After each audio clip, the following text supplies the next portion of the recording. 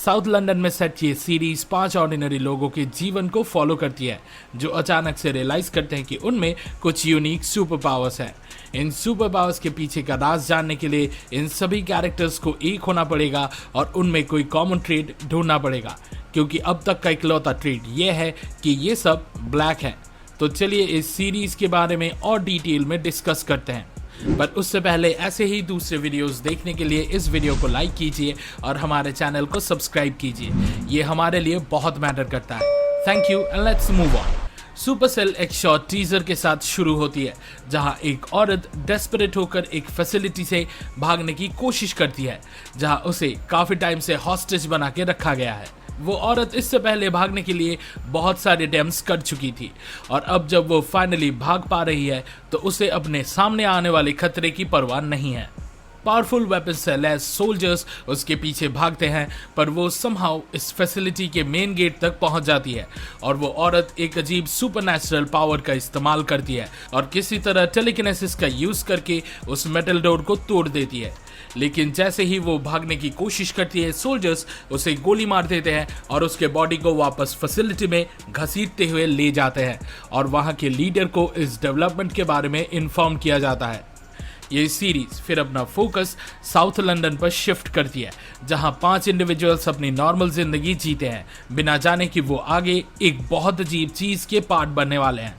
Michael एक delivery driver है और अपनी लॉन्ग टाइम गर्लफ्रेंड डियोन को प्रपोज करने का सपना देखता है। उनके बीच एक एक्सट्रीमली क्लोज बॉन्ड है। अपनी डिलीवरी रूट पर वो अक्सर शालीन से मिलता है जो हर मौके पर उससे कैजुअली फ्लर्ट करती है और वो सबरीना की बहन है जो सेंट्रल कैरेक्टर्स में से एक है। सबरीना एक नर्स है और हॉस्पिटल में सभी उसे बहुत पसंद करते हैं। सबरीना शर्लीन को घर में रखती है और उसकी मदद करती है जब से शर्लीन का बॉयफ्रेंड एक ड्रग डीलर जिसे क्रेजी कहते हैं उसने उस पर फिजिकली असॉल्ट किया था और जेल में डाल दिया गया था। टीजर एक यंग मिस्क्रेंट है जो साउथ लंदन के एक नेबरहुड में violence street gang tower boys का लीडर है।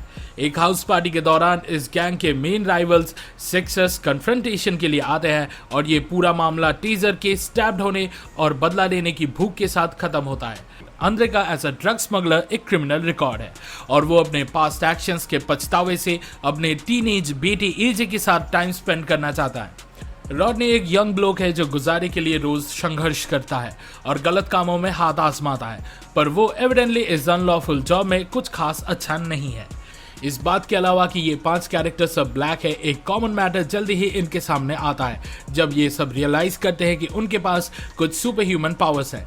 रॉडनी लाइटनिंग स्पीड से दौड़ सकता है और सेकंड्स में एक्सटेंसिव डिस्टेंसेस कवर कर सकता है। आंद्रे के पास सुपर ह्यूमन स्ट्रेंथ है जिससे वो किसी भी मशीन को तोड़ सकता है या एक पंच में एक पूरे बिल्डिंग के वॉल्स में क्रैक्स बना सकता है। टीजर के पास इनविजिबल होने की एबिलिटी है और वो अनट्रेसेबल हो सकता है जो उसे एक लिटरल गोस्ट बना देता है। सबरीना के पास टेलीकिनेसिस का पावर है जिससे वो चीजें और लोगों को बिना छुए कंट्रोल कर सकती है।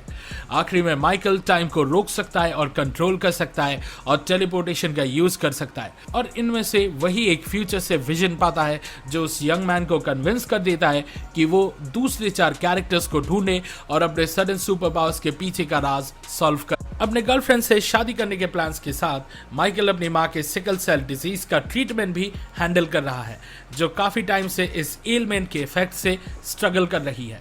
जब उसे हॉस्पिटल में एडमिट करवाना पड़ता है, माइकल और उसकी मां सिकल सेल सेंटर के वर्कर्स के पास जाते हैं जो कि एक प्राइवेट ऑर्गेनाइजेशन है जो इस ब्लड डिसऑर्डर के रिसर्च और ट्रीटमेंट में एक्सपर्ट है।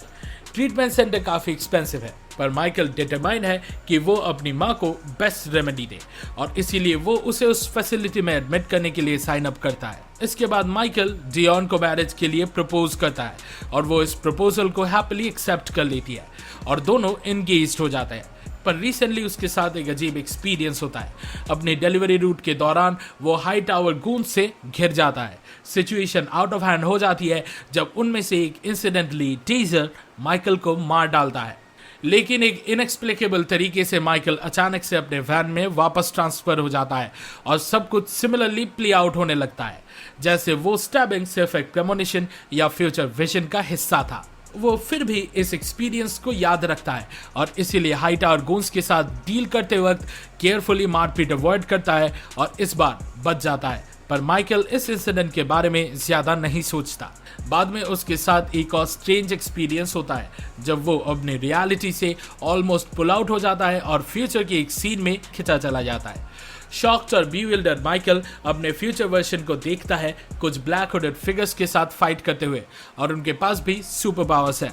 फ्यूचर माइकल अपने यंगर सेल्फ को एक ग्रेवयार्ड ले जाता है और इस टाइमलाइन में लाने का असली रीजन एक्सप्लेन करता है। अगर इस विजन पर विश्वास किया जाए तो माइकल के बिलवड फियांसे डियोन एंगेजमेंट के कुछ महीने बाद ही मर जाएगी।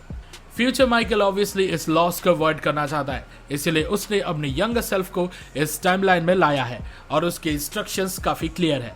माइकल को उन 4 इंडिविजुअल्स को ढूंढना है जो उसके साथ ही सुपर पावर्स डेवलप कर रहे हैं, सबरीना, टीजर, आंद्रे और रॉडनी, और उन सबको मिलाकर ये इंश्योर करना होगा कि उनमें से कोई ना मरे। अगर उनमें से कोई भी अगले कुछ महीने के दौरान माइकल और डियोन की एंगेजमेंट के बाद मर जाता है तो स्ट्रीट गैंग्स कुछ तरह से इस मामले में इन्वॉल्व हो जाएंगे और डियोन को मार देंगे। फ्यूचर के इस नॉलेज के साथ माइकल तुरंत दूसरे सुपर पावर्ड इंडिविजुअल्स को ढूंढने की कोशिश करता है, डियोन को बिना बताए। सेंट्रल कैरेक्टर्स के सुपर पावर्स का एग्जैक्ट रीजन या कम से कम क्यों उन्होंने लाइफ के इस स्टेज में उन्हें डेवलप किया, ये सीरीज के दौरान अनसॉल्व रखा गया है। हालांकि हमें एक कॉम्प्रिहेंसिव आइडिया दिया गया है कि इन पावर्स का ओरिजिन क्या है। ये powers actually sickle cell disorder में रूटेड है, जो एक रेयर ब्लड डिजीज है जो ह्यूमन बॉडी में रेड ब्लड सेल्स को इफेक्ट करता है, leading to extreme pain and infection. Sickle cell disease Caucasians में रेयर माना जाता है, पर अफ्रीकन डिसेंट के ब्लैक फोक्स में काफी प्रेवलेंट है, इस एक्सटेंट तक कि एक कैरेक्टर तो बोल ही देता है कि ये डिसऑर्डर सिर्फ ब्लैक इंडिविजुअल्स में देखने को मिलता है। Super cell sickle cell disease पर एक फिक्शनल टेक है, जहां कुछ इंडिविजुअल्स में अफेक्टेड सेल्स म्यूटेट हो जाते हैं और उस पर्सन को सुपर ह्यूमन एबिलिटीज देते हैं। माइकल, सबरीना, टीजर, आंद्रे और रॉडनी, इनमें से हर कोई ऐसे फैमिली से बिलोंग करते हैं जहां सिकल सेल डिजीज का मरीज है और मोस्ट केसेस में उनके एटलीस्ट एक पेरेंट को यह बीमारी होती है। क्योंकि ये डिजीज जनरेशन से जनरेशन तक ट्रांसफर होती है, इन सुपर ह्यूमंस में भी अफेक्टेड सेल्स थे जो समहाउ म्यूटेट हो गए और उन्हें सुपर ह्यूमन एबिलिटीज दिए। सिकल सेल सेंटर भी डायरेक्टली इस सुपरनैचुरल एबिलिटी के रिसर्च में इन्वॉल्व है, जो certain sickle cell disorder patients के बच्चों में डेवलप्ड हो रही है, और उनके ऑपरेशंस का एक्सटेंट बाद में फुल स्केल में हमें बताया जाता है। हम देखते हैं कि एक इंस्टीट्यूशन अक्सर इन 5 सेंट्रल कैरेक्टर्स को ऑब्जर्व और मॉनिटर कर रही है। इस इंस्टीट्यूशन का नाम शो के दौरान हमें बताया नहीं जाता, पर इसका सपोज्ड लीडर अपैरेंटली री नाम का एक आदमी है जो जेनेटिक म्यूटेशन का एक्सपर्ट है। सिर्फ सीरीज के एंड में इसका रियल ट्रूथ रिवील होता है कि ये इंस्टीट्यूशन वही sickle cell center private organization का पार्ट है। इसके साथ ये भी कंफर्म होता है कि जेनेटिक म्यूटेशंस पहली बार सिर्फ इन कैरेक्टर्स में नहीं हुई थी, पर पहले भी कई लोगों ने सिमिलर स्ट्रेंज पावर्स डेवलप किए थे, लेकिन उन सबको कैप्चर करके इंस्टीट्यूशन फैसिलिटी में हॉस्टेज बनाकर रखा गया था, जहां उन पे इनह्यूमन एक्सपेरिमेंट्स कंडक्ट किए जाते थे और ह्यूमन राइट्स के बहुत से इन्फ्रीजमेंट्स होते थे। पर रे और उसकी टीम कभी इन इन्फ्रिंजमेंट्स की परवाह नहीं करती थी, क्योंकि उनका एग्जिस्टेंस किसी को पता नहीं था एक्सेप्ट कुछ सिलेक्ट लोगों को, और हॉस्टेजेस के फैमिली मेंबर्स भी ये मानते थे कि उनके रिलेटिव्स बस मिस्टीरियसली खो गए हैं। सीरीज के शुरुआत में जो औरत दिखाई जाती है वो टीजर की माँ होती है। टीजर हमेशा सोचता था कि उसकी माँ उसे छोड़ के चली गई, जो कि टेक्निकली वो इविल ऑर्गेनाइजेशन के द्वारा किडनैप की गई थी। एक और यंग वुमन नेम जैस्मिन, जिसने अचानक से सुपर पावर डेवलप किया था जिससे वो दूसरों के फिजिकल इंजरीज और एलिमेंट्स को हील कर सकती थी, उसको भी किडनैप करके इस फैसिलिटी में ट्रैप किया गया था। रे की टीम का पर्पस ये है कि वो म्यूटेटेड सुपर ह्यूमंस पर एक्सपेरिमेंट्स और रिसर्च करे, जिसके लिए उन्हें हर उस इंडिविजुअल जो ये एबिलिटीज दिखाते हैं उनको किडनैप करना पड़ता है।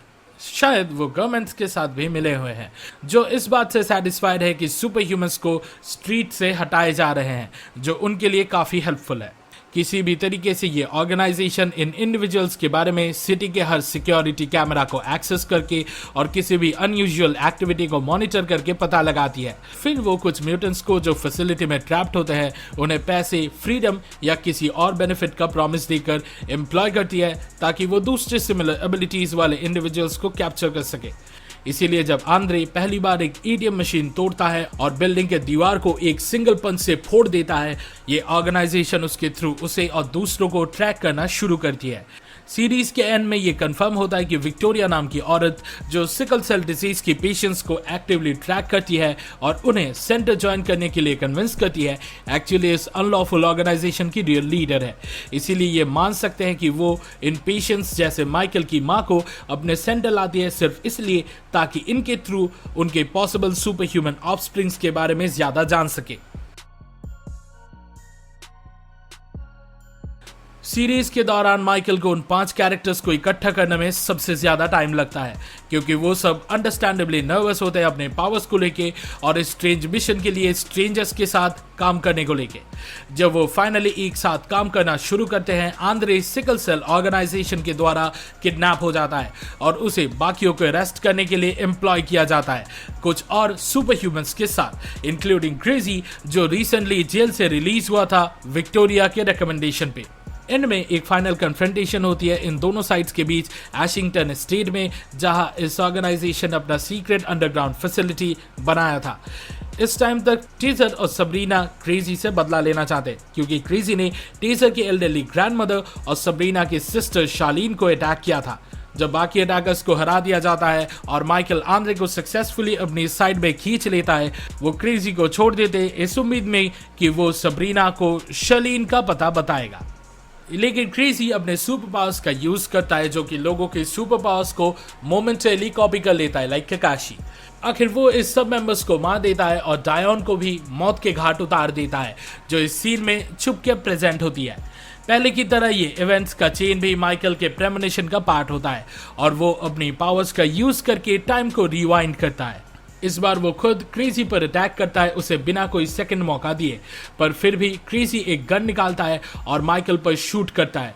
रॉडनी अपनी स्पीड का यूज करके माइकल को बुलेट के पाथ से हटा देता है, पर वो बुलेट डायन को जा लगती है और उससे वो इंस्टेंटली मर जाती है। माइकल अपने पावर्स का फिर से इस्तेमाल नहीं कर पाता। इसका मतलब यह है कि अपने बेस्ट एफर्ट्स के बावजूद उसने अपने फियांसे को खो दिया।